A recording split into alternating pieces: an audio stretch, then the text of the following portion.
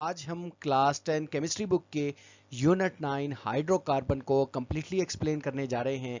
Dear students, अगर हम lecture series की बात करें तो लेक्चर सीरीज में ये हमारे पास लेक्चर नंबर 11 है। डियर स्टूडेंट्स, सबसे पहले हम देख लेते हैं कि हमारे पास आउटलाइन क्या है जो कि हमने इस चैप्टर में कवर करनी है। तो यहाँ हमारे पास आउटलाइन है जो कि सबसे पहले हम स्टडी करेंगे 9.1 आर्टिकल को, which is about saturated and unsaturated hydrocarbon. साथ ही हम समझेंगे 9.2 में अल्कीन्स के बारे में सॉरी 9.2.2 में हम पढ़ेंगे प्रॉपर्टीज ऑफ अल्कीन्स। 9.3 में हम स्टडी करेंगे अल्काइंस को। डियर स्टूडेंट्स, जो 9.4 आर्टिकल है वो आपका प्रैक्टिकल बेस है, लिहाजा हमने यहाँ इसको लेक्चर सीरीज का हिस्सा नहीं बनाया। 9.5 में हम डिस्कस करेंगे फॉसिल्स फ्यूल्स को।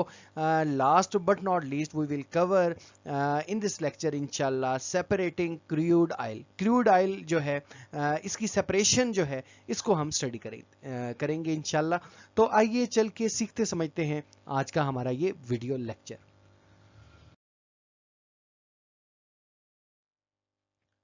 डियर स्टूडेंट्स, अगर हम सबसे पहले अपने पहले आर्टिकल की तरफ मूव करें, which is saturated and unsaturated hydrocarbon, कि सैचुरेटेड हाइड्रोकार्बन हम किसे कह रहे हैं और अनसैचुरेटेड हाइड्रोकार्बन किसे कह रहे हैं। लेकिन इससे पहले ये जो वर्ड हाइड्रोकार्बन है, अब आप इससे फेमिलियर हो चुके हैं कि हाइड्रोकार्बन हम कहते हैं कार्बन और हाइड्रोजन के कंपाउंड्स को हम कंबाइनली हाइड्रोकार्बन कहते हैं, जिसमें कार्बन जो है वो एसेंशियल कॉन्स्टिट्यूएंट है और इसके साथ हाइड्रोजन, सल्फर, नाइट्रोजन, हालोजेंस या फिर इस तरह के ऑक्सीजन वगैरह दूसरे कंपाउंड्स भी हो सकते हैं। लेकिन यहाँ हमने फिलहाल ये देखना है कि ये जो हाइड्रोकार्बन्स हैं ये कब सैचुरेटेड होंगे और कब अनसैचुरेटेड होंगे। सैचुरेटेड हाइड्रोकार्बन्स की अगर हम डेफिनेशन की तरफ जाएं तो सैचुरेटेड हाइड्रोकार्बन ऐसे हाइड्रोकार्बन्स को कहते हैं जिनमें कार्बन एटम्स के दरमियान सिंगल कोवलेंटली बॉन्ड होता है। यानी कार्बन एटम्स के दरमियान अगर सिंगल कोवलेंट बॉन्ड एग्जिस्ट कर रहा है तो ऐसे मॉलिक्यूल्स को हम कहेंगे सैचुरेटेड हाइड्रोकार्बन। जैसा कि आप यहां देख भी सकते हैं कि ये जो कार्बन कार्बन के दरमियान जो बॉन्ड है ये सिंगल बॉन्ड है। ये सिंगल बॉन्ड होना, इसको हम कहते हैं सैचुरेटेड हाइड्रोकार्बन। यहां देखें कि यहां कार्बन कार्बन के दरमियान आपको डबल बॉन्ड दिखाई दे रहा है, तो ये जो डबल बॉन्ड हो या फिर ट्रिपल बॉन्ड हो, इन दोनों सूरतों में हम इनको बोलते हैं अनसैचुरेटेड हाइड्रोकार्बन।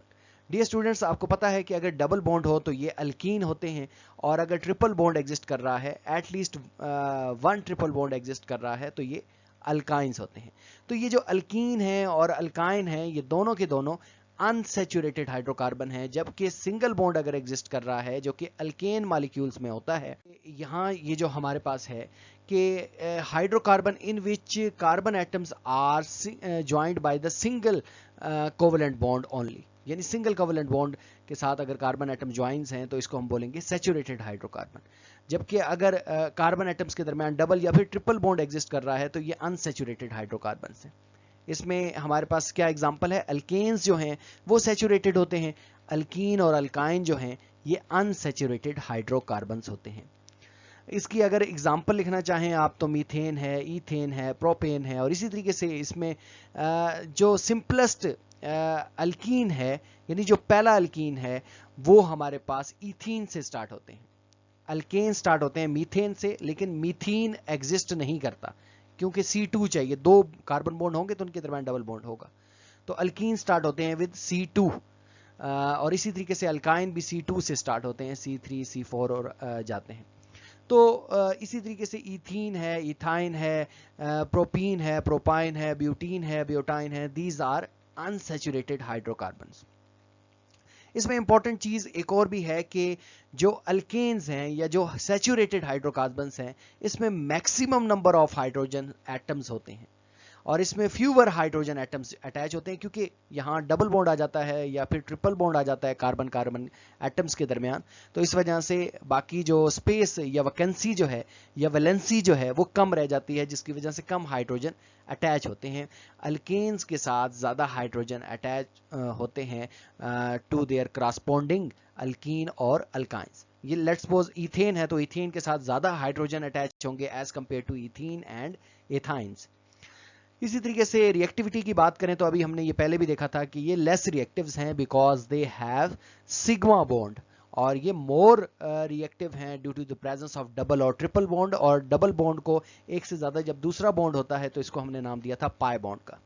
इसको इस वजह से बताया जा रहा है, वैसे तो ये आपके कोर्स का हिस्सा नहीं है कि आपको बताया जाए कि सिग्मा बॉन्ड होता है, पाई बॉन्ड होता है, लेकिन जब आप इंशाल्लाह फर्स्ट ईयर में जाएंगे तो वहां जब आप केमिस्ट्री स्टडी करेंगे तो टीचर जब नाम बोलेगा सिग्मा बॉन्ड या फिर पाई बॉन्ड का तो आप फेमिलियर होंगे कि अच्छा सिग्मा बॉन्ड भी होता है और पाई बॉन्ड भी होता है।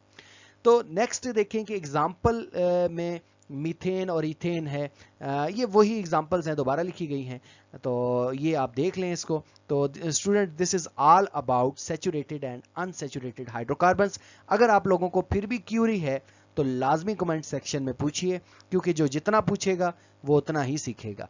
अब हम नेक्स्ट मूव करते हैं। नेक्स्ट ये स्टूडेंट्स हमारे पास आ गए हैं 9.2 आर्टिकल्स, और इसमें हमने स्टडी करना है अल्कीन्स को। तो अल्कीन्स की पहले अगर हम डेफिनेशन की तरफ मूव करें तो alkenes are class of unsaturated hydrocarbon. अभी हम देख कर भी आए हैं कि ये अनसैचुरेटेड हाइड्रोकार्बन है, दैट मीन कार्बन कार्बन के दरमियान at least one double bond है, यानी एक से ज्यादा भी हो सकते हैं लेकिन एक होना जरूरी है, एसेंशियल कंडीशन है। इसके बगैर जो है वो अल्कीन एग्जिस्ट नहीं करेगा अगर कार्बन कार्बन के दरमियान डबल बॉन्ड ना हुआ तो। यहां देखें इसका स्ट्रक्चर कुछ इस तरह से होता है कि कार्बन कार्बन के दरमियान डबल बॉन्ड एग्जिस्ट कर रहा होता है। ये डबल बॉन्ड किसी भी कार्बन के दरमियान आप बना सकते हैं और एक से ज्यादा भी बन सकता है, जरूरी नहीं है कि एक ही डबल बॉन्ड एग्जिस्ट करे कार्बन कार्बन एटम्स के दरमियान।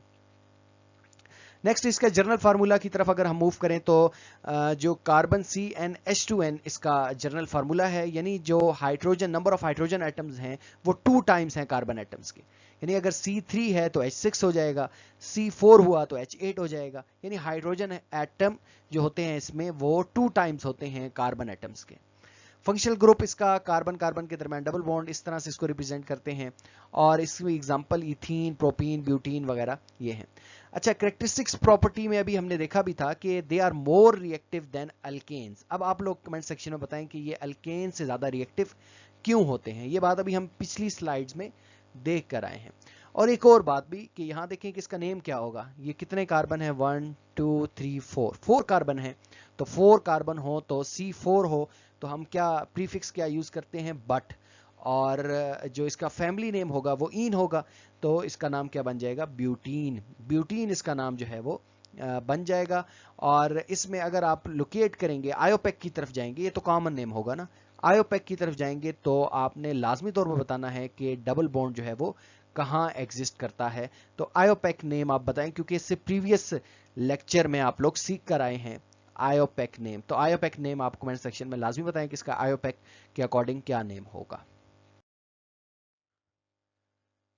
नेक्स्ट डियर स्टूडेंट्स, अब हम स्टडी करते हैं प्रिपरेशन ऑफ अल्कीन्स को, कि अल्कीन्स को कैसे प्रिपेयर किया जाता है, सिंथेसाइज किया जाता है।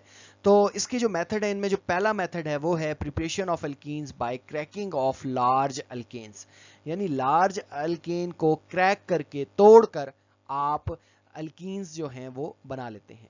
लार्ज अल्केन्स हैं और इनसे हम क्या बनाते हैं, अल्कीन। तो किस तरह से बनाते हैं, एक मेथड है हमारे पास जिसमें हम टेम्परेचर का यूज करते हुए इसको क्रैक करते हैं। और इसमें फिर होता क्या है कि यहाँ लिखा है कि cracking means breaking down large hydrocarbon molecule into smaller more useful hydrocarbon alkanes and alkenes, यानी जो बड़े अल्केन हैं इसको हम अल्केन और अल्कीन में सिंप्लीफाई कर लेते हैं, मजीद ब्रेक कर लेते हैं। तो एक जो मेथड है इसमें है थर्मल क्रैकिंग, यानी आप टेम्परेचर का यूज करते हुए इसको क्रैक करते हैं। और टेम्परेचर कितना होना चाहिए, 450 टू 750 डिग्री सेल्सियस, इतने टेम्परेचर और हाई प्रेशर के ऊपर ये थर्मली क्रैक होता है। और इसमें हमें जो है वो अल्केन्स और अल्कीन्स जो हैं वो उनकी फॉर्मेशन मिलती है। कार्बन कार्बन जो बॉन्ड होता है, जिस तरह अभी हमने शुरू की स्लाइड में देखा था कि ये स्ट्रॉन्गेस्ट बॉन्ड है, अंडर नॉर्मल कंडीशन ये ब्रेक नहीं होता, लेकिन जब आप स्पेसिफिक कंडीशन यानी इतने टेम्परेचर और हाई प्रेशर को अचीव कर लेंगे तो then you can break it easily, carbon carbon bond को आप ब्रेक कर सकते हैं। इसमें स्मॉलर अल्केन और अल्कीन्स जो हैं वो प्रोड्यूस होते हैं। आप देखें कि ये इसमें फ़र्क है, एक दूसरा प्रोसेस, एक दूसरा मेथड है जिसमें कैटलिस्ट का यूज़ करते हुए आप लार्जर मॉलिक्यूल को ब्रेक करेंगे। अभी हम अगली स्लाइड में वो देखने जा रहे हैं। लेकिन इसमें और उसमें फ़र्क है। इस मेथड में देखें कि आपके पास जो अल्कीन मालिक्यूल आपको अल्कीन मालिक्यूल की फॉर्मेशन हुई है वो C2 है, यानी छोटे अल्कीन मालिक्यूल हमें मिले हैं। और अल्केन जो है ये तो बड़े हैं, लेकिन अल्कीन जो है ये स्मॉलर मालिक्यूल मिले हैं। स्मॉलर अल्केन और अल्कीन की फॉर्मेशन होती है, ये बड़ा इंपॉर्टेंट पॉइंट है, इस वजह से यहाँ ये हाईलाइट हुआ है। तो यहाँ ये डिकेन था, ये ऑक्टेन, और हमें इथीन की फॉर्मेशन हुई। ऑक्टेन क्यों? क्योंकि C8, और इथीन क्यों? क्योंकि C2 है और H4 है। ये देखें हाइड्रोजन 2 टाइम है, तो आप देख के बता सकते हैं कि ये अल्कीन है। यहाँ 2 टाइम से ज्यादा है, यानी ये 2 16 और 18, तो अल्कीन नहीं है, अल्केन है, इस वजह से इसका नाम ऑक्टेन रखा गया है। नेक्स्ट देखें कि कैटालिटिक क्रैकिंग देखें, इसमें हम लोअर टेम्परेचर रखते हैं और मॉडरेट प्रेशर, लेकिन यूज कैटालिस्ट जिसमें सिलिका, एल्यूमिना और जियोलेट्स। जियोलाइट्स जो है ये आपकी बुक प्रेफर कर रही है, वैसे डिफरेंट जो सिलिका वगैरह इसको भी इन कैटालिस्ट को भी हम यूज कर सकते हैं। लेकिन यहाँ देखें कि यहाँ जो हमें प्रोडक्ट मिल रहे हैं अल्केन और अल्कीन जो मिल रहे हैं ये हायर नंबर ऑफ कार्बन वाले मिल रहे हैं, यानी कार्बन की रेशियो वहाँ C2 थी, यहाँ देखें यहाँ हमेशा ऐसा होगा, ये अपने माइंड में रखना है कि हमेशा ये C5 और हायर अल्केन और अल्कीन जो है वो प्रोड्यूस करेगा, जबकि थर्मल क्रैकिंग जो है वो लोअर अल्केन और अल्कीन प्रोड्यूस करता है। इन दोनों में फ़र्क ही ये है। तो यहाँ देखें कि डो डिकेन जो था इसने पेंटेन और हेप्टीन जो है उसकी फॉर्मेशन हमें दी। आप इसको एज इट इज़ याद कर लें और इसको लिख लें, इसको करने की ज़रूरत नहीं है। वैसे आप यहाँ देख सकते हैं कि C12 है, तो 12 के 2 इससे यहाँ एक C5 हुआ और एक C7 हुआ। इस तरह ये डिफरेंट रेशियोज में स्प्लिट होते हैं और डिफरेंट कंडीशंस के अंदर ज़रूरी नहीं है कि ये C5 और C7 ही होगा, ये डिफरेंट रेशियोज में भी स्प्लिट हो सकते हैं। लेकिन आप लोगों ने जस्ट इसको याद करना है, इसकी कोई इक्वेशन वगैरह बनाने की ज़रूरत एज सच नहीं है। डियर स्टूडेंट्स, अगर हम क्रैकिंग के एडवांटेजेस की तरफ जाएं तो cracking give a mixture of smaller hydrocarbon containing a higher portion of alkenes. अभी आपने देखा कि अभी हमें हेप्टीन मिला था कि जब आपने इसको कैटालिटिक क्रैकिंग की थी पिछली स्लाइड में, आप टाइम पीछे जाके देखें तो वहाँ हेप्टीन मिला था, यानी C7 और H14 वो मॉलिक्यूल मिला था। तो हायर पोर्शन ऑफ अल्कीन हमें मिल रही थी, यानी अल्कीन के जो कार्बन एटम्स की रेशियो है उसमें नंबर ऑफ कार्बन एटम्स ज़्यादा मिल रहे थे। दीज हाइड्रोकार्बन, यानी ये जो इसके रिजल्ट में हमें अल्कीन्स मिलते हैं वो मोर वोलेटाइल होते हैं, यानी ज़्यादा एवोपरेट हो जाते हैं जल्दी, and possesses lower boiling point, इनका बॉइलिंग पॉइंट कम होता है, making them easier use as a better fuel, यानी इसको हम फ्यूल्स के तौर पर यूज कर सकते हैं। और इनकी कंबस्चन यानी जो इनका जलाव है उसको हम कंट्रोल कर सकते हैं और प्रोड्यूस करते हैं लार्ज अमाउंट ऑफ हीट पर ग्राम, यानी 1 ग्राम अगर ये जलेंगे तो ज्यादा अमाउंट ऑफ हीट प्रोड्यूस करेंगे as compare to other molecule. Dear students, अब हम नेक्स्ट प्रिपरेशन ऑफ अल्कीन्स में जो सेकंड मेथड है वो है बाय डिहाइड्रेशन ऑफ अल्कोहल्स। अब आपने इसके नाम के ऊपर फोकस करना है। इसका नाम क्या है? इसका नाम है जी डिहाइड्रेशन। डी का जो वर्ड है इसका मतलब होता है रिमूवल, हाइड्रेशन मीन वाटर, और किस में से अभी हमने वाटर को रिमूव करना है? आगे लिखा है अल्कोहल। अल्कोहल में से आपने वाटर को रिमूव करना है और क्या बना लेना है? अल्कीन्स को प्रिपेयर कर लेना है। यहां लिखा भी है कि dehydration, removal of water from an alcohol to form alkene, it is also called elimination reaction. Dear students, ये भी इंपॉर्टेंट है, समटाइम ऐसे आ जाता है पेपर में कि एक्सप्लेन द एलिमिनेशन रिएक्शन, तो आपको पता होना चाहिए कि डिहाइड्रेशन ऑफ अल्कोहल्स को एलिमिनेशन रिएक्शन भी कहते हैं। कैसे करेंगे? अब क्वेश्चन ये है, ये देखें अल्कोहल है, क्योंकि जो एक कार्बन एटम है इसके साथ OH ग्रुप अटैच है, तो इस वजह से अगर एक कार्बन एटम के साथ OH ग्रुप अटैच हो तो इसे हम अल्कोहल की फॉर्मेशन कहते हैं। ये आप क्लास 9th में भी पढ़ कर आए हैं और क्लास 10th के भी अभी जो पिछला चैप्टर था गालबन 8 था उसमें भी आपने अंडरस्टैंडिंग की है कि अल्कोहल्स हम कैसे मॉलिक्यूल के कहेंगे। अगर हाइड्रोक्सिल ग्रुप कार्बन एटम के साथ अटैच हो हाइड्रोजन को रिमूव करके तो इसको हम कहते हैं कि ये अल्कोहल है। अब 2 कार्बन है ना, तो इथानॉल, अगर यहाँ 3 कार्बन होते तो प्रोपानॉल होता, 4 कार्बन होते, नंबर ऑफ कार्बन की बात की जा रही है कि नंबर ऑफ कार्बन 4 होते तो ब्यूटानॉल हो जाता, 5 होते तो पेंटानॉल हो जाता, इसी तरह इनके नेम है। तो यहाँ देखिए इथानॉल है। यहाँ हम एक्सेस अमाउंट में, कंसनट्रेटेड अमाउंट में सल्फ्यूरिक एसिड लेंगे और टेम्परेचर जो है 180 और अबव जो है वो इतना मेंटेन रखेंगे। तो यहाँ से हाइड्रोक्सिल ग्रुप, एक कार्बन एटम से हाइड्रोक्सिल ग्रुप जो है वो रिमूव होगा और एडजेसेंट कार्बन एटम यानी दूसरे कार्बन एटम से हाइड्रोजन एटम जो है वो रिमूव होगा। इसी के ऊपर से आपने रिमूव नहीं करना, इसी से हाइड्रोक्सिल ग्रुप और इसी का हाइड्रोजन रिमूव नहीं करना। एडजेसेंट कार्बन एटम से यानी जो करीब कार्बन एटम है दूसरा, उसके ऊपर से आपने हाइड्रोजन एटम रिमूव करना है। अच्छा डियर स्टूडेंट्स, एक और बात मैं आपको बताता चलूं कि जिस कार्बन के ऊपर ये फंक्शनल ग्रुप हमारे पास अटैच है, OH ग्रुप, इस कार्बन को कहते हैं अल्फा कार्बन, ए लिख सकते हैं आप। और इसके साथ जो दूसरा कार्बन है इसको आप बीटा कार्बन, और इसके साथ जो तीसरा कार्बन होगा उसको गैमा कार्बन, इस तरह की नेमिंग भी हम कर सकते हैं।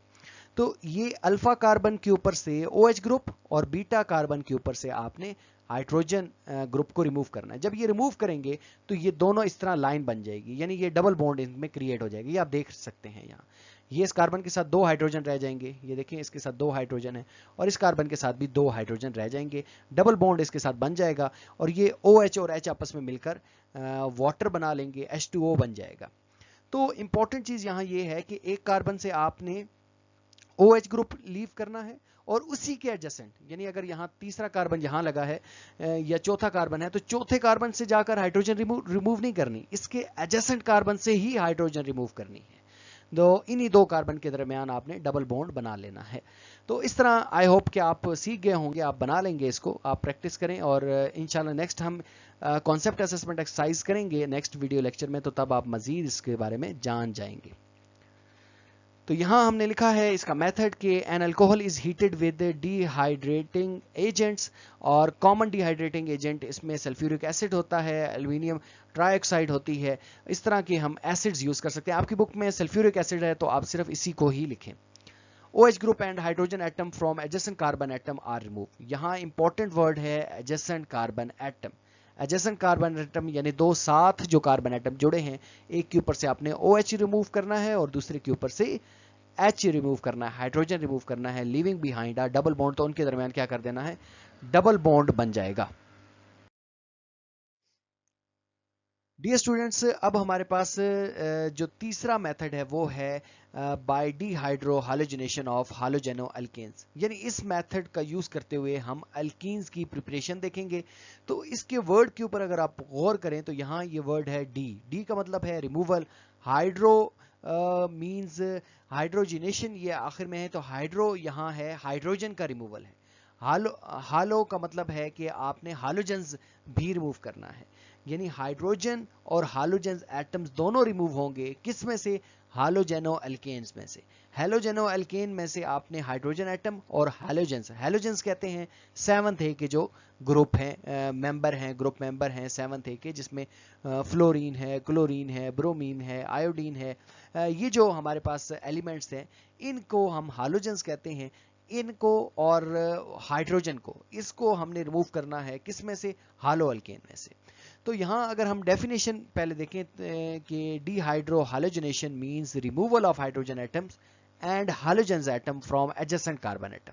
और रिमूव कहाँ से करने हैं, जो 2 साथ जुड़े कार्बन एटम होंगे उनमें से हमने रिमूव करना है, resulting in the formation of alkyne, तो जिसके रिजल्ट में अल्कीन की फॉर्मेशन होगी। तो इसको पहले देख लें। यहाँ ये देखें कि यहाँ कार्बन एटम्स के ऊपर अगर हालोजेंस लग जाएं तो इसको हम कहते हैं हालोजेनो अल्केन्स कहते हैं।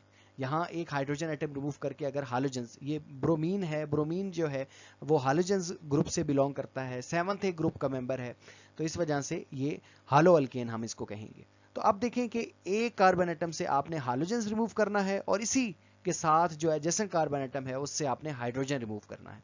इसके ऊपर जो है वो रेक्टेंगुलर बॉक्स भी बना हुआ है।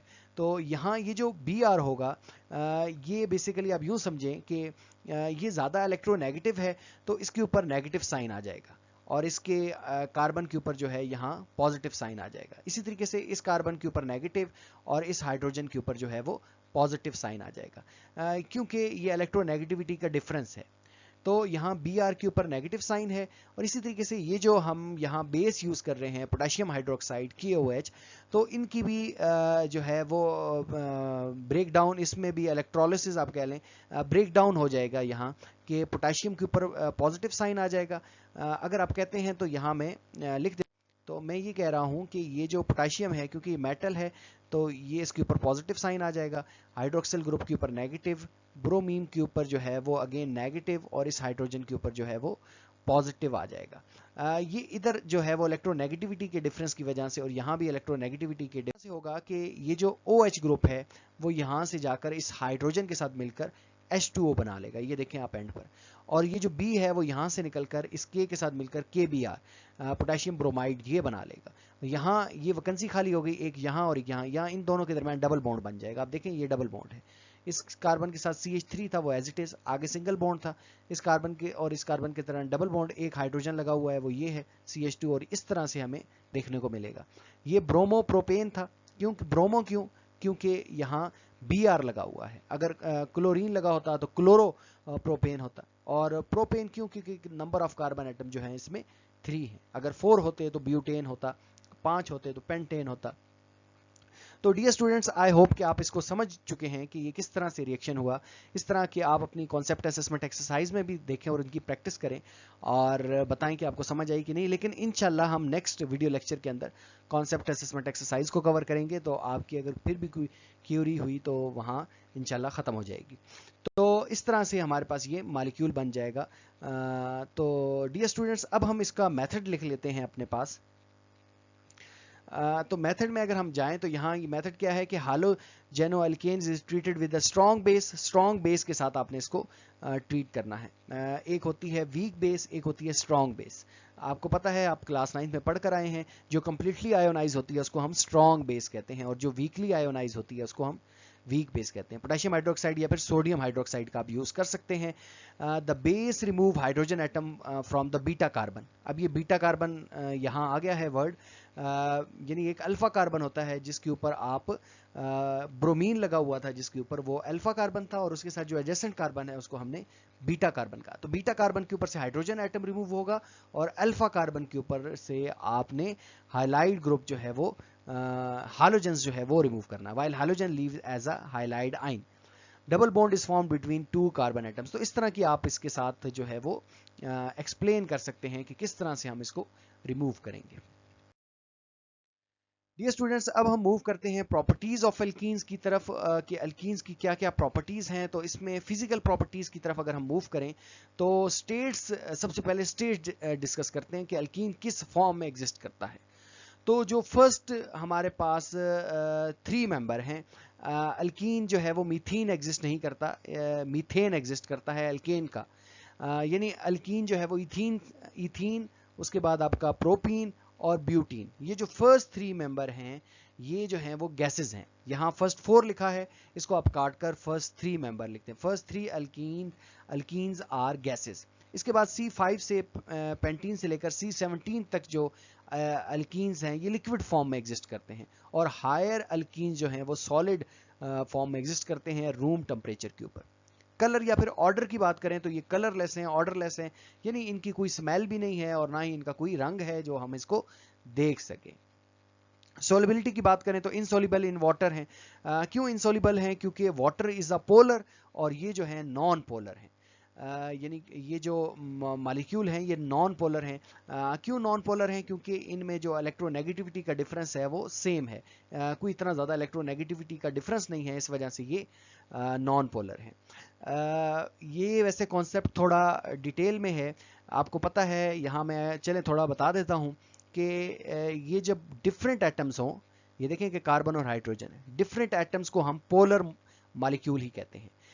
लेकिन यहाँ हम कह रहे हैं कि ये नॉन पोलर हैं। ये हैं तो डिफरेंट एटम्स, लेकिन इनमें जो इलेक्ट्रोनेगेटिविटी का डिफरेंस है वो सेम है, इस वजह से हम इसको नॉन पोलर कैटेगरी में ही जो है वो लाई करवाते हैं। ये नॉन पोलर्स हैं क्योंकि इलेक्ट्रोनेगेटिविटी का डिफरेंस इतना ज़्यादा नहीं है, यानी ये लगभग एक जैसे ही एटम्स हैं, एक जैसे इन अ सेंस के इनकी जो इलेक्ट्रोनेगेटिविटी, इलेक्ट्रॉन को पुल करने की जो इनकी कैपेबिलिटी है वो सेम है, इस वजह से ये नॉन पोलर बिहेव करते हैं।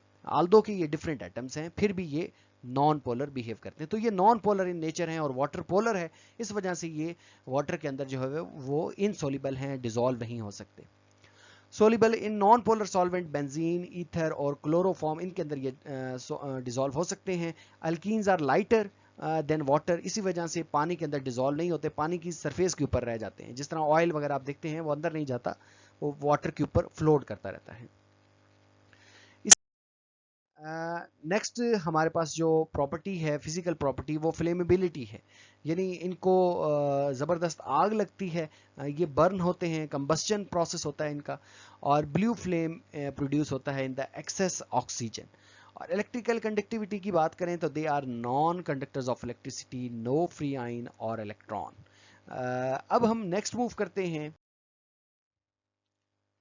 डियर स्टूडेंट्स, अब हम स्टडी करते हैं केमिकल प्रॉपर्टीज ऑफ अल्कीन्स, के अल्कीन्स की केमिकल प्रॉपर्टीज क्या हैं।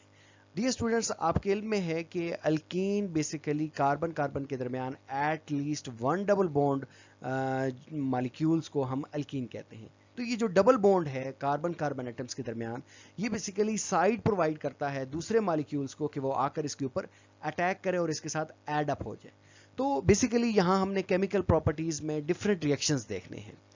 पहला जो रिएक्शन है वो है रिएक्शन विद हालोजेंस। अल्कीन हालोजेंस के साथ सनलाइट की प्रेजेंस में फौरी तौर पर रिएक्शन करते हैं। जैसा कि यहां लिखा है कि chlorine and bromine are added to the double bond, one bromine atoms become attached to the carbon atoms and another carbon atoms. यानी एक कार्बन एटम्स के साथ एक ब्रोमीन और दूसरे कार्बन के साथ दूसरा ब्रोमीन एटम जो है वो अटैच हो जाएगा। इस टाइप के रिएक्शंस को हम एडिशन रिएक्शंस भी कहते हैं। डियर स्टूडेंट्स, ये जो इनके दो दो नाम हैं, दोनों नामों को आपने याद रखना है, रिएक्शन विद हालोजेंस भी और एडिशन रिएक्शन, ये दोनों इसी के ही नेम है। अब यहां देखें कि जैसे यहां इथीन मॉलिक्यूल है, कार्बन कार्बन के दरमियान डबल बॉन्ड है, और ये ब्रोमीन है। ये जो ब्रोमीन है ये क्या करेगा, सनलाइट की प्रेजेंस में आकर इसके ऊपर अटैक करेगा, क्योंकि ये जो इसका दूसरा बॉन्ड है ये पाई बॉन्ड है, कमजोर बॉन्ड है, वीक बॉन्ड है। तो एक कार्बन के साथ एक ब्रोमीन एटम और दूसरे कार्बन के साथ दूसरा ब्रोमीन एटम लग जाएगा, ये देख सकते हैं आप यहाँ। तो इस वजह से हमने इसका नाम डाई ब्रोमो रखा है। अगर 3 ब्रोमीन एटम अटैच होंगे तो try bromo, 4 bromine atom attach होंगे तो टेट्रा भी हम इसको कह सकते हैं। तो यहाँ देखें एक और इम्पॉर्टेंट चीज़ है कि ये जो ब्रोमीन है, ब्रोमीन सोल्यूशन, ये ब्राउनिश कलर में होता है, और इथीन जो है ये कलरलेस होता है। तो जब हम इसको इसके अंदर इस ब्रोमीन को इसके साथ रिएक्ट करवाते हैं तो जो हमारे पास सोल्यूशन बनता है वो कलरलेस हो जाता है। तो ये जो कलरलेस है इसका मतलब है कि ब्रोमीन जो है वो इसके साथ अटैच हो गया है। इसका मतलब ये है कि ये जो इसका अनसेचुरेशन थी पहले, ये सेचुरेट हो गया है, यानी इसका डबल बॉन्ड जो है वो ख़त्म हो गया है। तो ये अनसेचुरेशन के टेस्ट के तौर पर भी हम इसको यूज़ करते हैं इस एडिशन रिएक्शंस को। अब हम इसमें लिखते हैं कि जैसा कि यहाँ लिखा है कि bromine is a reddish brown liquid and product is colourless. ये रेडिश ब्राउन है और इसका प्रोडक्ट क्या है, कलरलेस है। ये आपकी बुक में लिखा है, तब आपको बताया जा रहा है। The decolourisation of bromine solution is frequently use the simple test for detection of unsaturation, कि मॉलिक्यूल अनसेचुरेटेड है या सेचुरेटेड है, इसका पता लगाने के लिए भी ये जो है वो टेस्ट किया जाता है। नेक्स्ट इसमें इंपॉर्टेंट चीज़ जो आपने याद रखनी है माइंड में, कि this reaction requires ultra violet radiations, sunlight इनको चाहिए। और दूसरी इंपॉर्टेंट चीज़ ये है कि हालोजेंस में सबसे ज़्यादा जो रिएक्टिव है, यानी अगर आप फ्लोरीन, क्लोरीन, ब्रोमीन और आयोडीन तीनों रख दें तो ये जो इथीन है सबसे पहले फ्लोरीन के साथ रिएक्शन करेगा। फ्लोरीन के साथ सबसे ज़्यादा रिएक्टिव होता है ये, उसके बाद क्लोरीन की बारी आती है, फिर ब्रोमीन की और फिर आयोडीन की। तो ये ऑर्डर भी आपने माइंड में रखना है, क्योंकि जो इससे प्रीवियस बुक थी उसमें ये ऑर्डर भी इंपॉर्टेंट था, यानी ये ट्रेंड जो है वो इंपॉर्टेंट है। नेक्स्ट डियर स्टूडेंट्स, हमारे पास जो प्रॉपर्टी है वो है रिएक्शन विद KMnO4, पोटेशियम पर मैग्नीटेट।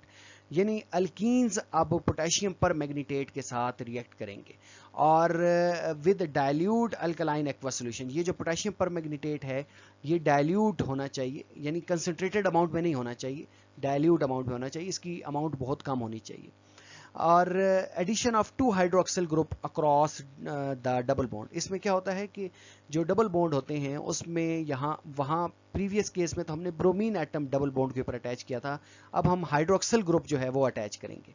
Pink colour of KMnO4, the solution is discharge during the reactions, और this reaction is used for the test of the presence of unsaturated compound like alkene, और इसको हम bear test भी कहते हैं। यानी ये भी अनसैचुरेशन के लिए यूज होता है, डिटेक्शन के लिए, कि डिस्टिंग्विश किया जा सके कि जो हाइड्रोकार्बन है वो सैचुरेटेड है या फिर अनसैचुरेटेड है। अगर वो अनसैचुरेटेड हुए तो वो रिएक्शन करेंगे, अगर वो सैचुरेट हुए तो वो रिएक्शन नहीं करेंगे। अब देखें, इसको रिएक्शन इसका देखना है जो कि बड़ा इंपॉर्टेंट है। यहां देखें कि ये हमारे पास मॉलिक्यूल है, अल्कीन है। अल्कीन क्यों कह रहे हैं? क्योंकि कार्बन कार्बन के दरमियान डबल बॉन्ड है। और इसका नेम क्या है? इसका नेम डियर स्टूडेंट हमारे पास है जी, क्योंकि यहाँ 2 कार्बन एटम्स हैं तो इस वजह से हम इसको कहेंगे ईथीन। ये हमारे पास ईथीन है।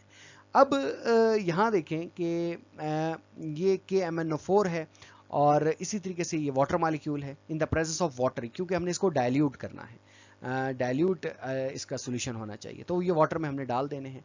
तो रिजल्ट में हमारे पास क्या बनेगा? ये जो डबल डबल बॉन्ड है, ये डबल बॉन्ड क्या हो जाएगा? सिंगल बॉन्ड रह जाएगा।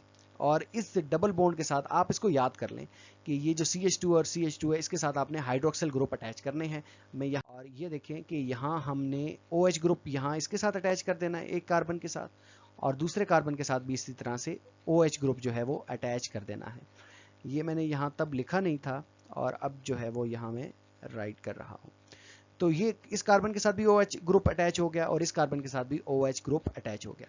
साथ में हमारे पास MnO2 बनेगा और साथ में KOH, पोटेशियम हाइड्रोक्साइड के। मतलब अंडरस्टैंडिंग इस हद तक करनी है कि ये जो कार्बन कार्बन के दरमियान डबल बॉन्ड है, इसमें एक बॉन्ड ब्रेक करके आपने OH ग्रुप दोनों कार्बन के साथ अटैच कर देना है। इसमें नंबर ऑफ कार्बन एटम ज़्यादा भी हो सकते हैं, और लेकिन आपने एडजेसेंट कार्बन के ऊपर OH ग्रुप अटैच कर देना है। अभी हम इसकी एक और एग्जांपल भी करते हैं।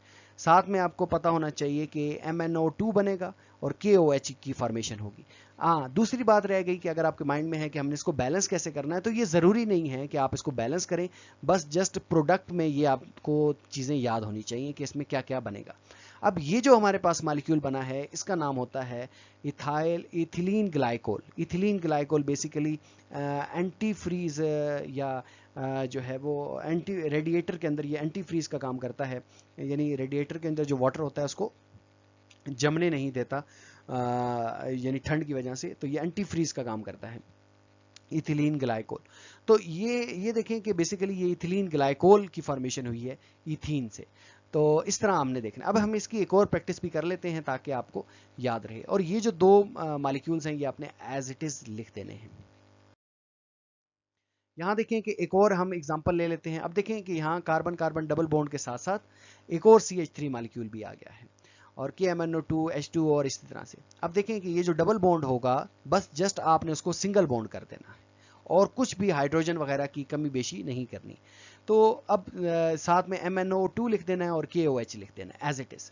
अब यहाँ एक OH लगा देना है और यहाँ एक OH मॉलिक्यूल लगा देना है। अब यहाँ कितने कार्बन है? 1 2 3 कार्बन है, तो इस वजह से इसका नाम जो है वो प्रोपेलीन ग्लाइकोल हो जाएगा। अगर 2 होंगे तो इथिलीन ग्लाइकोल, 3 होंगे प्रोपेलीन, 4 होंगे तो ब्यूटालीन, और इस तरह से हम इनका नाम रखते जाएंगे। तो यहाँ हमने OH ग्रुप अटैच, देख लें यहाँ इस कार्बन के साथ भी OH ग्रुप अटैच करना है, और एडजेसेंट कार्बन जिसके दरमियान डबल बॉन्ड होगा, उन 2 एडजेसेंट कार्बन के दरमियान OH ग्रुप जो है वो अटैच कर देना है। आई एम रियली सॉरी, ये मैं माउस से लिख रहा हूँ जिसकी वजह से यहाँ से सही लिखा नहीं जा रहा, लेकिन आप समझ गए हैं कि ये हमारे पास OH है और ये प्रोपीन था, ये प्रोपीन मॉलिक्यूल है।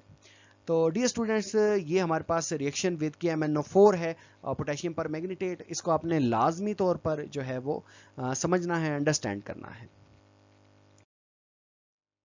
ये स्टूडेंट्स, नेक्स्ट हमारे पास जो इसकी प्रॉपर्टी है, केमिकल प्रॉपर्टी है, वो है हाइड्रोजनेशन ऑफ अल्कीन्स, के अल्कीन्स की हाइड्रोजनेशन। अब है हमें हाइड्रोजनेशन, यानी हाइड्रोजन का ऐड करना है किसके अंदर? अल्कीन्स के अंदर। ये जो डबल डबल बॉन्ड है, कार्बन कार्बन डबल बॉन्ड, इसमें आपने इस डबल बॉन्ड को ब्रेक करके सिंगल बॉन्ड लगा देना, ये देखें, और इधर हाइड्रोजन ऐड अब करवा देने दोनों एडजेसेंट कार्बन एटम्स के ऊपर जहां डबल बॉन्ड होगा। एक इसके साथ हाइड्रोजन एटम अटैच करवाएंगे तो CH3 हो जाएगा, एक इसके साथ हाइड्रोजन CH2 थे तो CH3 हो जाएगा। ये होता है in the presence of nickel catalyst और under 200 to 300 degree Celsius temperature. इस टेम्परेचर पर आप इसको कर सकते हैं, और इसके बारे में ये जो लिखा है ये आपने एज इट इज याद करके इसको भी लिख लेना है। नेक्स्ट हमारे पास है जी हाइड्रेशन ऑफ अल्कीन्स। अब हाइड्रेशन का क्या मतलब है? हाइड्रेशन का मतलब है कि alkenes produce alcohol on the treatment with steam. Hydration मतलब वाटर, आपने वाटर का यूज़ करना है अल्कीन के साथ, तो यानी यहाँ स्टीम हम लेंगे। Phosphoric acid is used as a catalyst in this reaction. Ethanol is commercially produced by this reaction. इस रिएक्शन में हम अल्कोहल जो है वो प्रोड्यूस होता है, और यानी वाटर का आपने रिएक्ट करवाना है अल्कीन के साथ, तो इसे हम बोलेंगे हाइड्रेशन ऑफ अल्कीन। यहाँ देखें कि ये हमारे पास है जी अल्कीन, क्योंकि कार्बन कार्बन के दरमियान डबल बॉन्ड है, और ये हमारे पास वाटर मॉलिक्यूल है। अब आपने वाटर मॉलिक्यूल को यहाँ से ब्रेक करें, दरमियान से एक हमारे पास आ जाएगा OH और एक आ जाएगा H। यहाँ से ये डबल बॉन्ड में से सिंगल बॉन्ड लगाएं, जैसे यहाँ, तो एक कार्बन के ऊपर हाइड्रोजन लगा दें और दूसरे कार्बन के ऊपर OH लगा दें, तो हाइड्रोक्सिल ग्रुप अगर अटैच हो जाए तो ये इथानॉल यानी अल्कोहल की फॉर्मेशन हो गई है। तो अब नेक्स्ट हमारे पास है अल्काइंस। तो 9.3 आर्टिकल है, alkynes are unsaturated hydrocarbon like alkene, लेकिन यहाँ कार्बन कार्बन एटम्स के दरमियान एटलीस्ट वन ट्रिपल बॉन्ड होता है। अल्कीन में डबल बॉन्ड होता है, इसमें ट्रिपल बॉन्ड होता है। इसका जो जनरल फार्मूला है वो है जी CnH2n-2, और इथाइन जो है वो सिंपलेस्ट, या आप कह सकते हैं सिंपलेस्ट अल्काइन है। आल्सो एसिटिलीन भी इसको कहते हैं, और ये यूज़ होता है फॉर कटिंग, वेल्डिंग वगैरह पर्पस के लिए। Simplest member of alkyne family. Dear students, अब हम देखते हैं यूजेस ऑफ अल्काइंस। तो अल्काइन की जो यूजेस हैं, इसमें जो पहला यूज है वो है वेल्डिंग एंड कटिंग मेटल्स। एक वेल्डिंग होती है जो आमतौर पर आप जाते हैं और वो बिजली की मदद से कर रहे होते हैं, यानी वो इलेक्ट्रिसिटी का यूज़ करते हुए चीज़ों को वेल्ड करते हैं, दरवाजे वगैरह को, या इस तरह के जो डिफरेंट आयरन या फिर स्टील के जो डिफरेंट कंपोनेंट्स होते हैं, इनको आपस में जोड़ते हैं बाय मींस ऑफ इलेक्ट्रिसिटी। लेकिन एक और किस्म की भी वेल्डिंग होती है, आपने अक्सर ये साइकिल वर्कशॉप के ऊपर देखा होगा कि वहाँ गैस वेल्डिंग होती है। वो जो एकदम से हल्का सा आप कह सकते हैं पटाखे की आवाज़ जितना वो जो धमाका सा होता है, उसकी मदद से वो ऑन ऑफ हो रही होती है, और वो गैस वेल्डिंग आप लोगों ने अक्सर देखी भी होगी। जब साइकिल वगैरह को वेल्डिंग वगैरह करवाते हैं तो वो गैस वेल्डिंग कहते हैं। या वो उन्होंने एक टैंकी सी रखी होती है, एक सिलेंडर नुमा, और उसके अंदर वो गैस होती है, और उससे वो चीज़ों को वेल्ड कर रहे होते हैं। इसमें हमारे पास इथाइन है, इथाइन को वो यूज़ करते हैं। Ethyne burns in oxygen to give very high temperature flame 300 degrees Celsius. This oxyacetylene flame is used for welding and cutting. तो इससे हम वेल्ड भी करते हैं और इतना ज़्यादा टेम्परेचर होता है कि मटेरियल इससे कट भी सकता है। Source of energy use as a fuel in the blow torches and lamps. Lamps के तो और ब्लो टार्चेज जो होती हैं, इसमें हम इसको यूज़ करते हैं एनर्जी के तौर पर। मैन्युफैक्चरिंग ऑफ केमिकल्स, बहुत सारे केमिकल्स बनते हैं, एसिटिक एसिड और इसी तरीके से एसीटोन और सिंथेटिक रबड़ वगैरह, वो भी अल्काइन से ही बनते हैं। मैन्युफैक्चरिंग ऑफ प्लास्टिक, ये जो PVC पाइप होते हैं घरों में, जो आमतौर पर जो हमारे वाशरूम्स वगैरह में या किचन्स वगैरह में जो वाटर आ रहा होता है, पानी आ रहा होता है टैंकी से, तो वो पाइप्स की मदद से आता है। ये जो पाइप आपको नज़र आते हैं ग्रीन या फिर ब्लू कलर के, घरों में वॉल्स के अंदर होते हैं। अगर कोई नया घर बना रहा है तो उस बच्चे को पता होगा कि वो PVC पाइप्स होते हैं। तो इन PVC पाइप्स को हम यूज़ करते हैं और इसको हम इस तरह से देखते हैं। नेक्स्ट हमारे पास है आर्टिफिशियल राइपनिंग ऑफ फ्रूट्स। अब फ्रूट जो होता है इसको हम जो है, ये जो हैं किसान हमारे फार्मर हैं, वो इसको बिल्कुल पका कर नहीं काटते, इसको कच्चा ही काट लेते हैं। इसका रीज़न ये है कि अगर वो पका कर काटेंगे तो इसको अगर आपने शिपमेंट करनी है, किसी दूसरे सिटी में भेजना है, तो ये जाते जाते ख़राब हो जाएगा। तो इसको कच्चा उतार कर फिर इसको डिफरेंट केमिकल्स लगा कर और इसको फिर बाहर जो है वो भेजा जाता है। तो इसमें एक केमिकल है जी इथिलीन। इथिलीन को जो है फ्रूट राइपिंग, फ्रूट को पकाने के लिए यूज़ करते हैं। इल्यूमिनेशन के लिए भी हम यूज़ करते हैं, गाड़ियों वगैरह को लाइटनिंग के लिए या माइंस के अंदर, तो हम इसको अल्काइंस को ही यूज़ करते हैं। डियर स्टूडेंट्स, अब हम स्टडी करते हैं 9.5 टॉपिक को, which is about fossil fuels. और फॉसिल फ्यूल्स में जो पहला हमारे पास फॉसिल फ्यूल है वो है कोल। कोल जो है जिसको हम कोयला भी कहते हैं, formed from dead plants buried under soil pressure and high temperature. ये जब प्लांट्स वगैरह डेड हो जाते हैं और ये सॉइल के अंदर, मिट्टी के अंदर धंस जाते हैं और हाई प्रेशर और हाई टेम्परेचर पर बहुत सालों बाद जाकर ये जो है कन्वर्ट हो जाते हैं into coal. Mainly carbon with some hydrogen, oxygen, nitrogen and sulphur. इसके कॉन्स्टिट्यूएंट में कार्बन जो है और इसके साथ हाइड्रोजन, ऑक्सीजन, नाइट्रोजन या फिर सल्फर भी होती है। इसका यूज़ क्या है? Fuel in thermal power plants, electricity production के लिए हम इसको यूज़ करते हैं।